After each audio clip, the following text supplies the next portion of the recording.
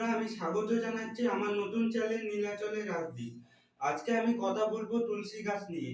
তুলসী গাছ তোমরা বাড়ির ডান দিকে লাগাবে, যাতে ঢুকতে গিয়ে ডান হাতে পড়ে। এবং তুলসী গাছে তোমরা কোনোদিন ভিজে কাপড়ে জল দেবে না। ভিজে কাপড়ে জল দিতে গেলে যে কাপড়ের জলটা আমাদের পায়ে পড়ে মাটিতে গড়িয়ে যাবে, পাপ হবে। এবং তুলসী গাছের আশেপাশে কোনো ময়লা আবর্জনা রাখবে না। এবং তুলসী পাতা ছেঁড়ার আগে তোমরা সকলে ভগবান শ্রীকৃষ্ণের কাছে ক্ষমা চেয়ে এবং তুলসী মাতাকে বলবে যে আমি তোমার গাছ থেকে পাতা নিচ্ছি, তুমি আমার অপরাধ ক্ষমা করো। হরে কৃষ্ণ। রাধে রাধে। বন্ধুরা, আমার ভিডিওটা আপনাদের পছন্দ হলে আপনারা আমার চ্যানেলটিকে সাবস্ক্রাইব করে লাইক কমেন্ট শেয়ার করে দেবেন।